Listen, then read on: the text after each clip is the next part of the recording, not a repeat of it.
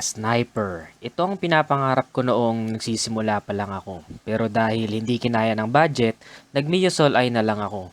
Ngayong araw halina't alamin natin kung bakit napakadaming motorista ang nahuhumaling sa motor na ito. This is Nel Adriano. Don't forget to subscribe and hit the bell button para lagi kang notified once may bago tayong upload. Give this video a thumbs up and let's get right to it.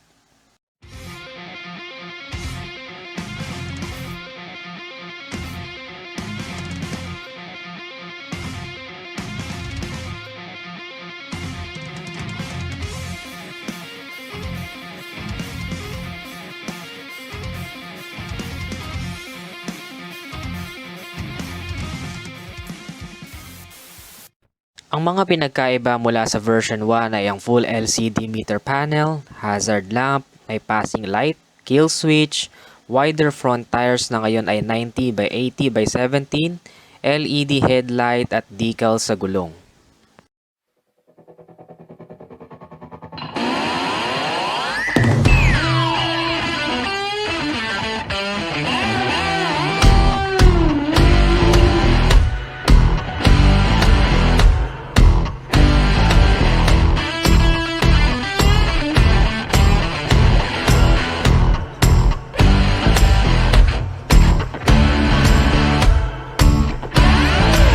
Specs muna tayo, 4-stroke, liquid-cooled, single overhead cam, 4 valves, single cylinder, 150cc, maximum horsepower is 11.3 kilowatts at 8,500 RPM, maximum torque is 13.8 Newton meter at 7,000 RPM. Seat height, 795 mm, abot kahit 5'3 ang height.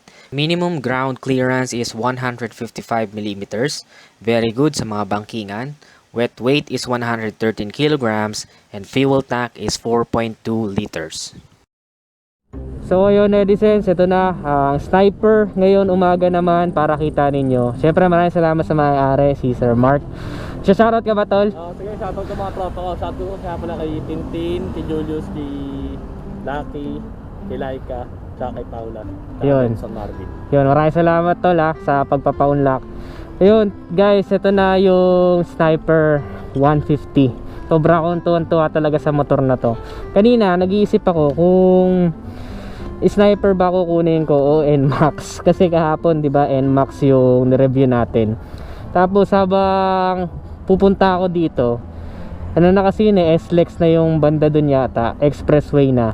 May dumaang naka big bike. Ang reason ko kaya ako gustong kumuha ng manual is para ma-practice at mahasa ulit yung skills ko sa manual na motor. Kasi isang taon ako napahinga na hindi nagda-drive.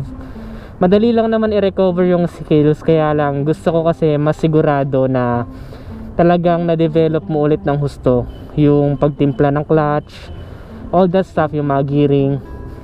Kaya napakalaki ng tsansa na Sniper talaga yung kuhanin natin or i-upgrade natin.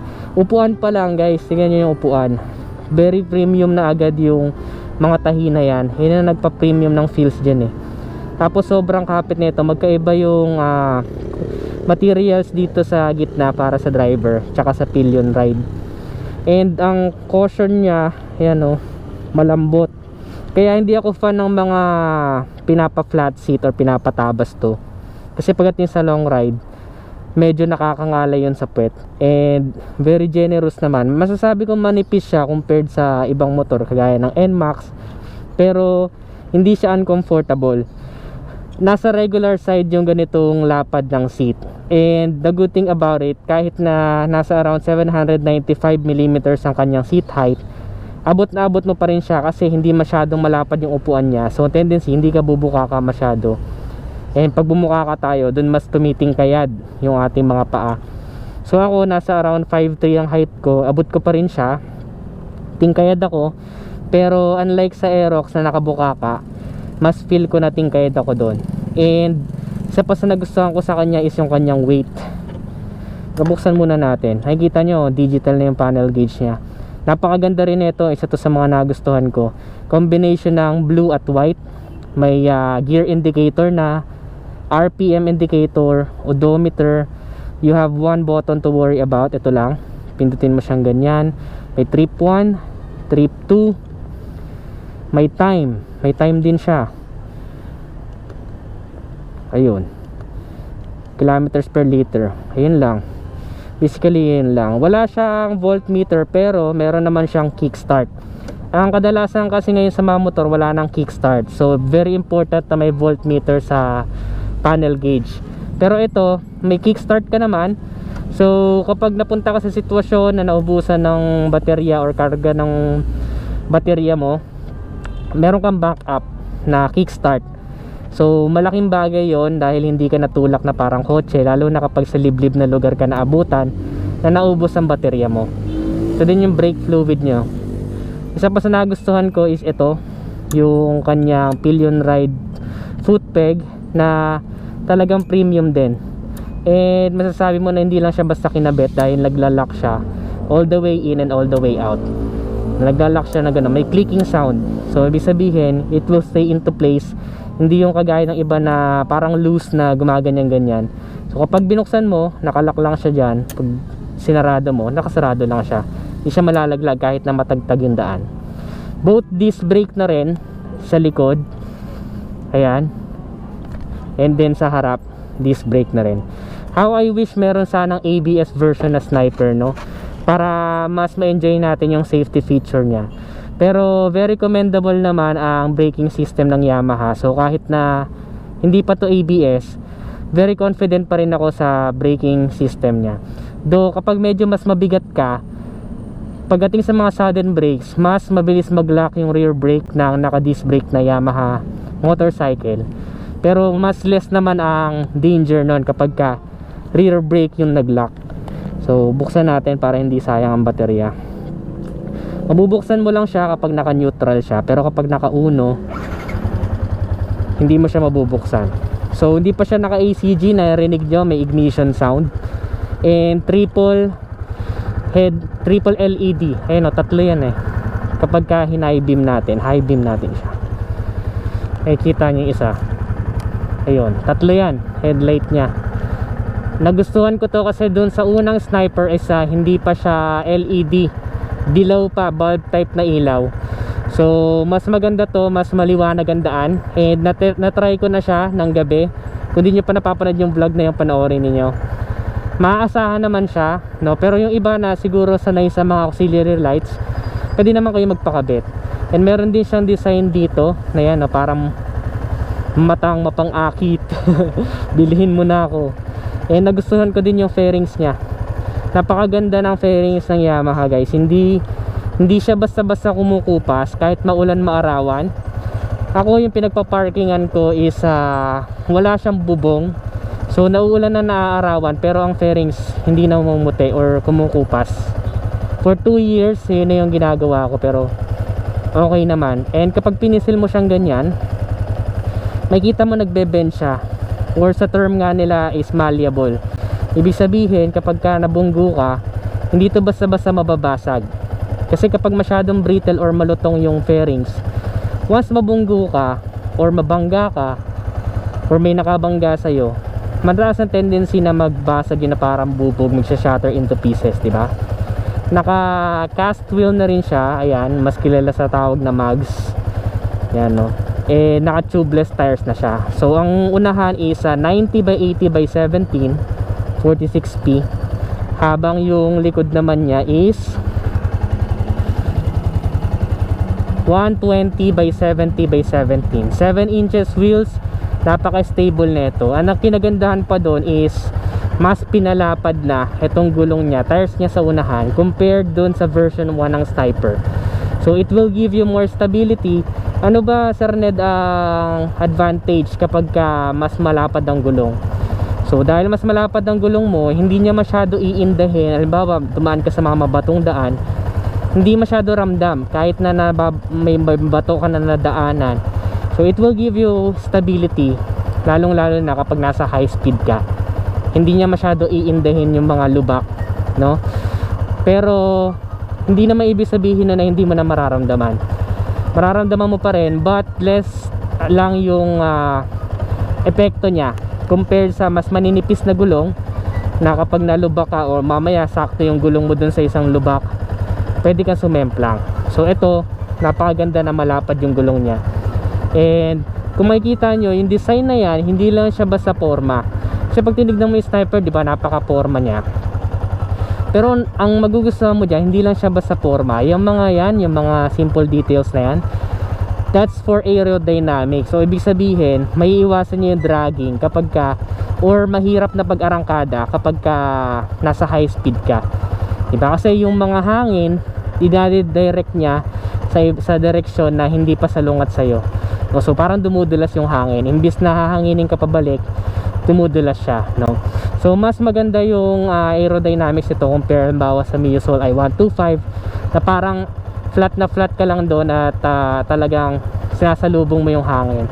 Mas maganda aerodynamics nito, lalo na kung medyo umupo ka ng parang medyo sporty, no? And ito pa isa sa mga nagustuhan ko, maganda rin ang paint job kahit na itong grab bar para sa angkas.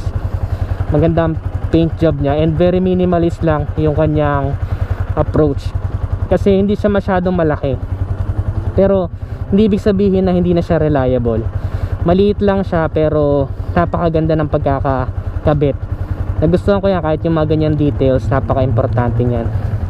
Pag binuksan naman natin yung seat, so syempre dito mo siya bubuksan pakaliwa, no? Bawa, sige, sarado natin.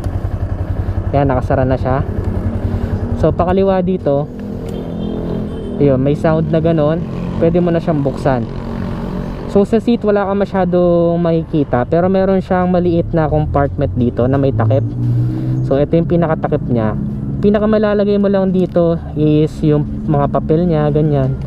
Gusto mo maglagay ka dito ng hamburger, pwede rin. Ayan, hindi naman masyado malaki.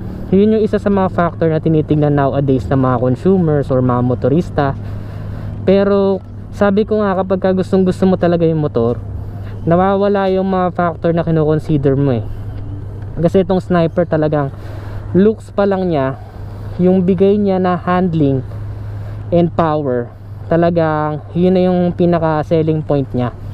So kung medyo big deal sa inyo yung seat storage, I respect that. Pero sabi ko nga, kapag gustong gusto mo yung motor, minsan nababali wala yung mga ganon. Because this is an underbone, so expect na natin na hindi siya malalagyan talaga ng malaking compartment. If you want, pwede ka magpalagay dito ng top box, no, para makapaglagay ka ng ibang gamit. Nasa sayo na yon. Kaya lang ayoko naman na may top box. Bukod sa naapektuhan niya yung itsura, medyo naapektuhan niya din yung handling. Pag mas mabigat yung nasa likod kaysa sa nasa harap, or parang may angkas ka na malayo sa'yo, ganun yung minsan yung feeling nun eh. Medyo mahirap ang handling and balance nun. So para sa akin, ayan na yun.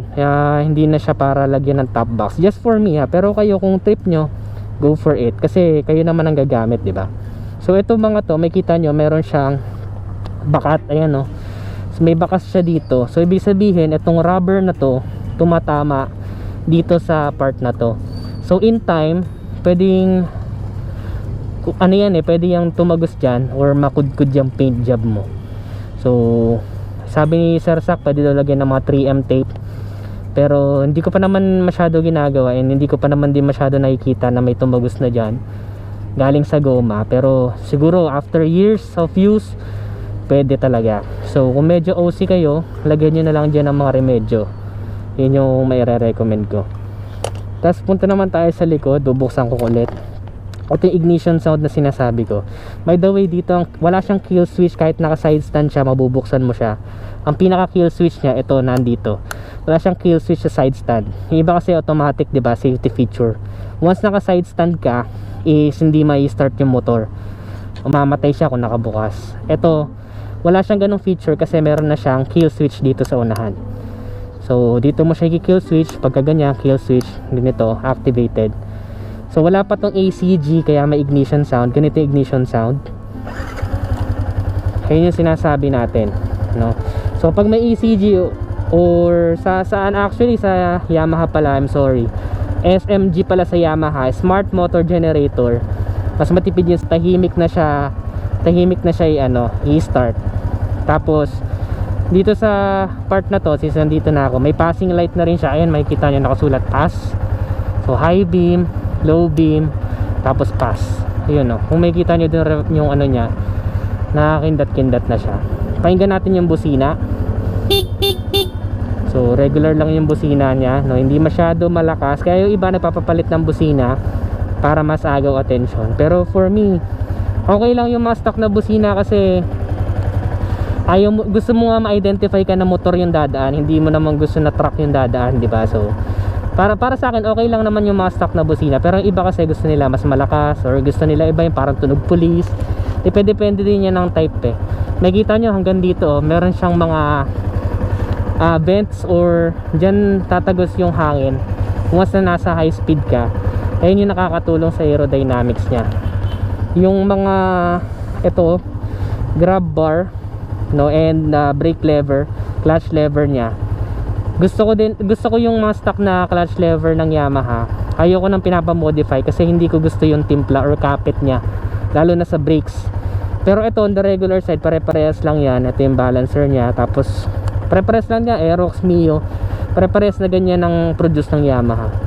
Tapos ito din, dahon type, pare-parehas. Pero for me, very good na tong dahon type na to, no? Very good yan. Makikita ko naman lahat ng dapat kong makita, no? So ayoko din na nagpapamodify. Pero kung kayo trip nyo yung dito, yung sa handlebar, side mirror, pwede naman. Tapos ayan, yung pinaka ano nya, wala siya masyadong space dito. So kaya nga underbone nasa lalim ng upuan ng tangke. Nandito naman sa ilalim na to yung makina nya. Okay, ayan yung mga vents nya, kita nyo. And ayan yung sticker ko. So ayan, punta tayo sa likod na part, and may hazard na siya. Ayan yung hazard nya. Sa kanan, bali makikita nyo dyan, kill switch, hazard, push start. Sa kaliwa naman makikita nyo high beam, low beam, passing light, signal lights, tsaka busina. So sa likod, check natin siya. Ito is bulb type pa, pero ito LED na. Nagustuhan ko tong klase ng bulb type na to kasi hindi siya masyado, etong signal lights na to, actually hindi ako fan ng ganitong signal lights kasi pwede ito mabali eh. Pero ang gusto ko sa kanya, hindi siya masyado overextending to the point na madali mabali. Bukod sa mataas siya, no, nakahanay siya dun sa mismong lapad ng motor. So mas less ang tendency na madali ito. And napakaganda kasi ng itsura kapag ganyan yung signal lights. Tapos ito yung kanyang ilaw sa plaka, hindi pa siya LED, so nagiinit siya, mainit siya. And very minimalist lang yung fender niya sa likod, pero naka-design na siya ng maganda para sa akin. Dito may kakabit yung plaka mo para mailawan. Bago pa to, bagong bago pa, kaya wala pa siyang plate number. Tapos may built-in na tire hugger. Ito ay hindi rin masyado malayo, no, sa tapalodo. So hindi rin kakalat or matatalsikan yung angkas mo ng putik once na maulan. Pero mataas ang tendency na kumalat siya dito kasi laki ng space nito eh, masyado matangkad, no? So mataas ang space, may tendency siya na kumalat-kalat dito at mamuti. Eh ito, kakapalinis lang nito kasi tag-ulan sa amin. And also napakaganda ng suspension niya sa likod. Naka monoshock siya sa likod. Ayan oh. Yan, monoshock na isang malaki lang dyan na part. Napakaganda na combination ng chassis and suspension ng isang to. Kaya masasabi ko na maganda ang handling netong Sniper 150. Pero nandun pa din yung kadalasang issue natin kagaya sa mga Aerox, sa Mio, sa NMAX, na kapag masyadong malaki yung lubak o kaya naman humps, is etong telescopic fork nya minsan tumutukod. So yun, kinonfirm ko na rin, sabi ng may-ari, yun nga din daw yung nararamdaman niya, tumutukod siya or nagbo-bottom out agad. Isa yun sa mga factor na napansin ko. So excited na ako na itry ito. So wala naman na siguro ako nalimutan sa overall na itsura nito. By the way, yun yung exhaust nya. Kung gusto mong pakinggan, naka-neutral naman. Rinig na rinig mo yung ganda ng makina. Actually, hindi, dahil stock exhaust to, hindi exhaust yung naririnig nyo. Yung timpla talaga ng makina nya, no? Na ganun ka-smooth, ganun kaganda yung makina nya. So excited na ako na matry ito. Again guys, almost 1 year na napahinga ako sa motor. So gusto ko muna i-check kung nandun pa yung driving skills ko. Kaya ko pa mag-drive ng declutch pero hindi na ganun kagaling. Kaya nga sabi ko parang gusto ko muna kumuha ng declutch bago ko mag-jump into higher cc motorcycle, para makapako yung changes or ma-develop ko yung skills na dapat na unti-unti, na hindi tayo basta-basta nagagrab ng motor porkit kaya natin bumili na above sa skills natin, kasi yun ang nagkakos ng disgrasya. And yun ang pinaka iniiwasan natin. Last but not the least, ayun yung mga decals nya, nagustuhan ko rin yung design, very minimalist na. Ang una ko nagustuhan talaga dati yung sniper na pula and white, though face out na siya ngayon. So makikita nyo dito, bitin yan snip lang dito, snip. Tapos ang kadugsong dito, sniper. Ayan yung kadugsong ng spelling nya. So may linya lang siya dyan, very minimalist, kaya yun yung nagpa-premium sa kanya. How I wish siguro may goma dito, no? May goma. Gusto ko rin yung kahit pa paano may goma dito pero baka maka-apekto, maging baduy kung may goma. Pero sanay lang ako na yung iba may goma dito sa kickstart. Yun lang. So let's take a drive. Drive na natin ngayon tong sniper.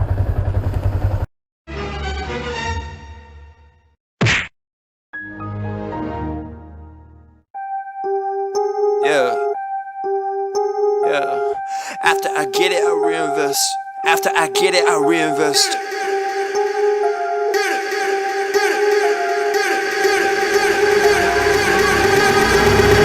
People wanna talk that talk in reality. You have not seen me in action. You think the come up comes overnight. You ain't behind the scenes. Trust me, these things don't just happen. No shade to Gerald, but G's don't come easy when you tryna eat. I producing and rapping. I read that contract you sent me to sign, but excuse me, I can't help myself. I'm just laughing. Hey, you tryna cut out a piece of my pie, and I asked you politely, what's it that you offer me? Yeah, I produce all my own beats, and I have no intention of losing my publisher. Yeah, independent individual, boy. I've been eating off passive residuals. Yeah, let's be professional. Thanks for your time, but I had to decline at that principle.